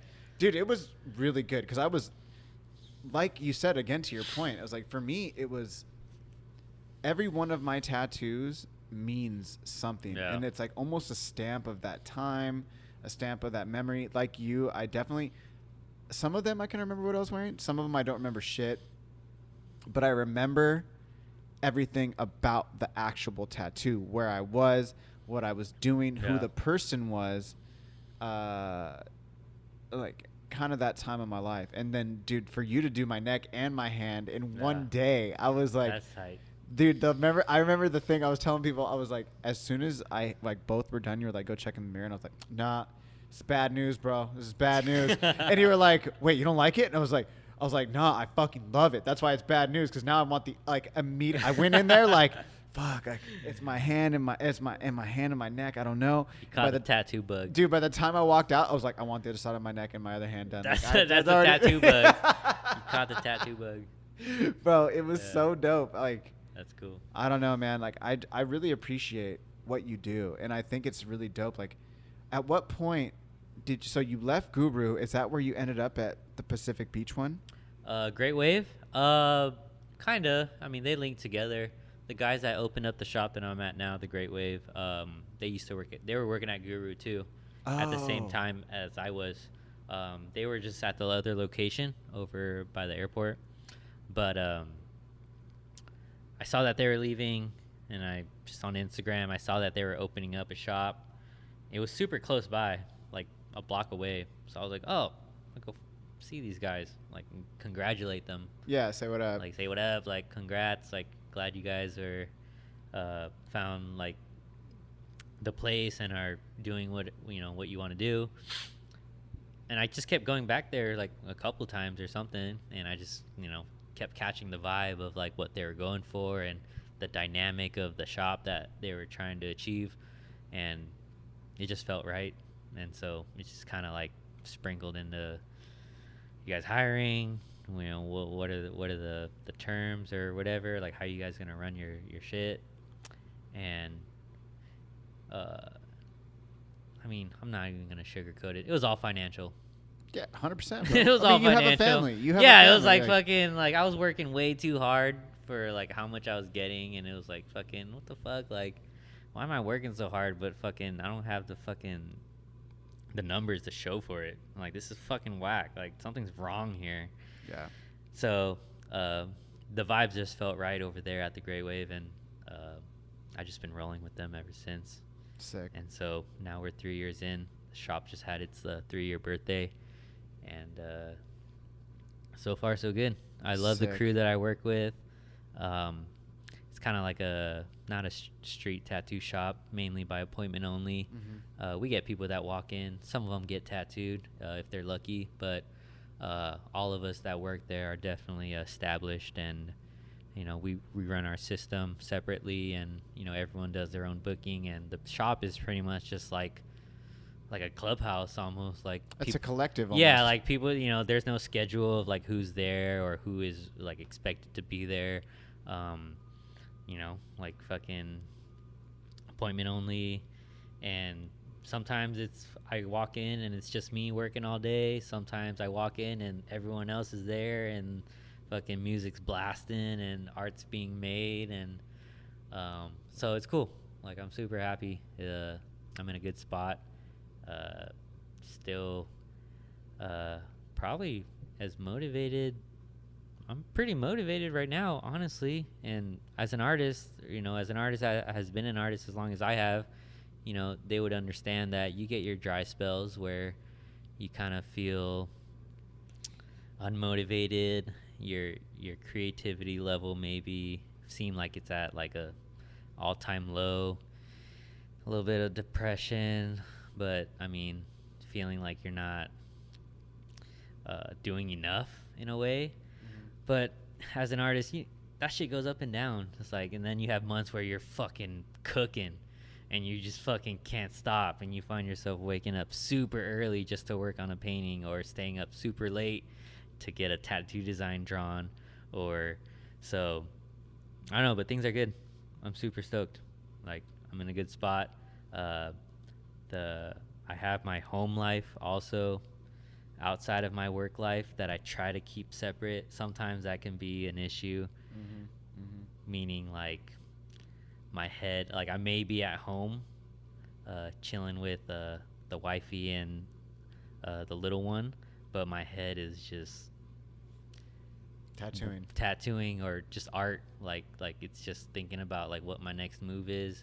And then sometimes vice versa. Sometimes I'm just not into making art at all, and I just want to literally just chill at home with the fam, and I'll take like a couple extra more days off that month just to kind of like chill, because you need time to chill too. I've realized that, like, it's all a balance when you're an artist and you do it for a living.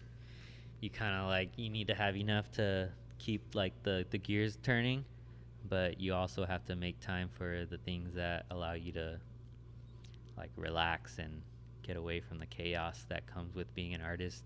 And for me, that's like having my wife and my daughter. They keep me pretty stable for sure. That's dope, man. Because I feel like if I'll get in, like I said, I'll get in my times where like I'm super into like creating and making art, designing hats or whatever. And sometimes I feel like if I stop, like, it'll kind of I'll lose that momentum. And sometimes I feel like the momentum is so strong that if I just push through, it'll pay off. And then it'll get to a point where I'm just fucking like, dude, I need to fucking chill. And dude, but what is chilling? I know, because, that's what I'm like, saying. When you gotta, like, that's what I'm saying too. Like, sometimes even just chilling is like, sometimes it's hard to even just chill. I can't, dude. It's the hardest thing for me. I battle with. I don't know how to not. Because like as an artist, you just want to. The more you chill, the less you're creating. Dude, I just find I have to stay in it. I just have to stay in it, because if I'm out of it, like, I feel weird. But then I like, kind of like yourself, like, I work so much and I do so many things that it's like when I actually do chill, I do come back a little bit refreshed. But like, sometimes you're like, dude, I missed out on, like, I just took these 4 hours to like just like Netflix and chill, or like, because I have other like things that I like to do, like when I'm not doing art, is like fucking obviously hang out with my family. motorcycles, working on the bikes. Like, I fucking like love working on fucking motorcycles, dude. Some people will see it as like a chore, like, oh, I gotta change the oil on my bike, or fucking I gotta wash my dirt bike. But I'm like, dude, I fucking love doing that shit. Like, that's just kind of like the part of like fucking being a motorcycle rider, I guess, is like you're gonna work on your bike. Yeah. And like, it's part of the process. Yeah, it's part of the process. Like, and sometimes I'll find myself working in the garage on the bike like longer than I expected to, and now like I gotta fucking whip out a half sleeve fucking in 2 hours. But honestly, it is what it is. Damn. Whatever. Like, I don't know. Dude, like, fuck it, man. Yeah, you're teaching me things, because I don't. I had an actual day off last Monday or yesterday, but I still worked. I did little things, like made cold brew, did things, but it's like, at the end of the day, dude, I was in bed by like 10. I was like, I can't even believe this. I was just chilling. Yeah. I hung out with the dog, and then I just chilled, and I was like, oh, okay, well, guess I'll just go to sleep. Yeah. And, and that was it. So it's like, but I did feel a little like rejuvenated today, but I was like, is that really chilling? Like yeah. I don't know. Like, I even get like kind of weird about like taking too much time off. Like, sometimes, like, I like to keep my system like to some sort of a schedule. Yeah. Like, obviously 5 days working and 2 days off. even sometimes taking that like third day off will like throw me off, and I'll be like, damn, dude, like there's been too much relaxing these last 3 days. Like I need to get back in track, or else Dude, yeah. it's just gonna get harder. And then sometimes that'll lead to like working 6 days in a row and having 1 day off, and I'm like, fuck, dude, I'm fucking burnt. But I guess it's like, dude, there's some people out there that like have like, they don't have a choice. They don't have a choice of like working when they want to. They literally have to wake up at 6 a.m. on Monday and work till 5, and they're not off till 5. And then they do the same thing Tuesday, Wednesday, Thursday, Friday, Saturday. Like, if they wanted to take a Thursday off to go to some event, they can't, because they literally Their will PTOs get up fired. there. Yeah, they literally will get fired if they even request some shit like that. Or it's non-paid. So I think about shit like that, and I'm like, dude, I am very blessed to be able to do things the way I do it. Fucking A. Well, we'll leave it right there. Dude, we're getting to like an hour 45. Yeah. Bro, we killed it. There's so much more, but maybe there could be an episode 2. Oh, dude, there's definitely gonna be an episode 2. We didn't even talk about like the story that we talked about at the tattoo shop, how you kind of got to where you're at today, and like everything that led with that. And I have a whole family too. Yeah, your whole like, family. If there's anyone out there that would love to listen to some like, I don't know, words from a father or a husband, I feel like I have some useful information about that too. Fucking A. But I don't know. Dude, we got it. That's what these podcasts are for, right? To Yeah, kind of like for people to listen to, learn from, possibly. Because I know every podcast I listen to, whether it's like 30 minutes or 2 hours, whether it's with a person that's in the skate industry, or I think I started one with you with an MMA fighter. Anthony I obviously Roscoe. don't do MMA or know anything about MMA, but I was able to listen and pull things that were valuable from that. Oh yeah, my G. Yeah, Yeah, 100. Yeah, no, dude. Everything you talked about, how like your passion and the way you care about people and shit. It's like, bro. I mean, for me, I'm like, yo, like dude. I was thinking this as I was talking to you, as a thought that came across my head was like, damn, like, I don't know. I'm like 156, 157 episodes, something like that now, and.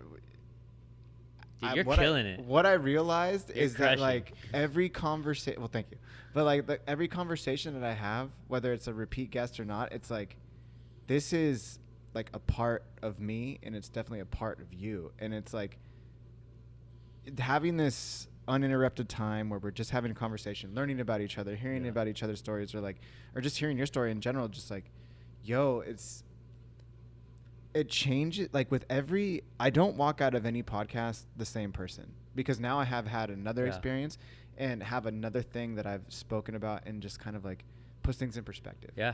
And how everybody got to where they're at. Yeah. And it's just like, dude, I fucking love this shit. And I think it's so sick. And I love to hear how you got to where you're at, to the point where I walked into your shop and then I met you, and it's like, damn, now it's like, I know this about you, and I could tell people, be like, yo, go check out my boy, go here, go there, check him, find him on Instagram, do these things, because it's about everybody coming up. You know, a rising tide raises all ships. Yeah, that was sick. Yeah, I almost like knew, like within the first 5 minutes of you walking in the shop, I was like, dude, this dude, like, we're gonna fucking, I don't know, we're gonna click for sure. I don't know. Once you mentioned that you're a skateboarder, because I'm a diehard skateboarder. I'm not like fucking pro level skateboarder, but I've been a skateboarder for a fucking long time. I feel like I can proudly say that I've been a skateboarder since I was 8 or 9. I would definitely claim like I fucking, dude, 20 years, G. Yeah, like, yo, exactly. come on now. Yeah, and so you too. So it's like, like if you belong in some sort of community. Yeah, you can't fake the fun. You know what I mean? Dude. Like I'm a strong person, I feel, in like the skateboard community, tattoo community.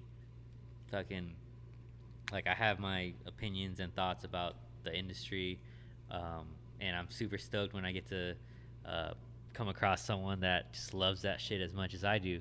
Because like I said, it's like, dude, you're not even gonna get tattooed today, because we're just gonna fucking keep talking about skateboarding all day. And then you gave me 2 of the gnarliest tattoos that I've gotten this point in my life, and it changed my appearance. Cool. Literally changed my appearance, and I couldn't be happier, bro. Yeah. And dude, I told you, like, I have been thinking about this more and more, but I want to do a half sleeve, and it would basically like be this right hand, but I want to go like around here and then go into the hand.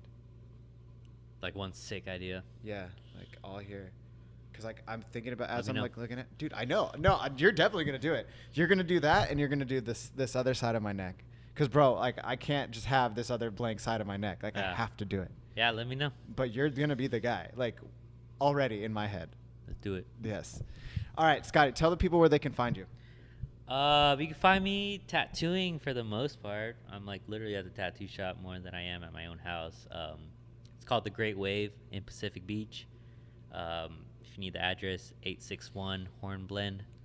If you guys know where Mavericks is, kind of like in that area. And Instagram is Scotty.ftw, SCX. Change the O to an X, TTY.ftw. That's pretty much where you can find anything that I'm up to, because I'm mainly just tattooing. And once I finish the tattoo, I'll post it. Boom. Easiest way to get a hold of you, DM. Yeah, just DM. Like you know, like Slide I don't those like DMs, to, baby. I don't like people to just like, I don't like to make people jump through hoops to like get a hold of me. And then whenever you do DM me, I'll get back to you as soon as I can. I'm a one-man show. Like I'm not. I don't have like a manager or a booking manager or someone that like does my tattoo booking. I just like to do everything myself. Or just stop by the shop. I'm there Tuesday through Saturday for the most part. I religiously take Sunday, Mondays off. I've been taking those days off for freaking pretty much my whole tattoo career.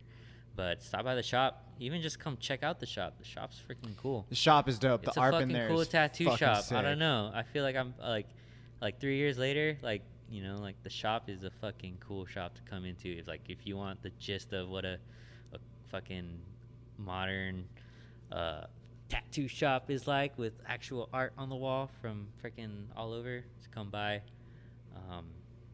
Pacific Beach. Yeah. Yes. Pretty much fuck it.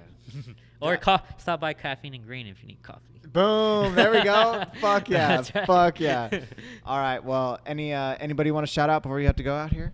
Anybody? No? I mean, shout out to everyone that is listening to this because they saw my name or something. Yes. I love you guys. I feel like sometimes in my head I have a lot to say, but like I said, like I kind of keep things to myself for the most part. But I mean, I'm open. You killed it today. You killed it today, sir. Thank you. All right. Thanks, Scotty. Peace. See you. Yes, thank you so much, Scotty. That was an amazing conversation. And man, like, if you guys are ever in PB, definitely cruise on over and get a tap on my boy. So, Scotty, thanks again for cruising through the podcast. And guys, I just want to say thank you to everyone around the world who continues to listen to the podcast. It's amazing. We appreciate all the support. And yeah, come through the coffee shop if you haven't been here yet. 3072 El Cajon Boulevard. Come through. Me and Sav will be here, and we'd love to make you some coffee. So guys, until next week, I will talk to y'all later. Peace.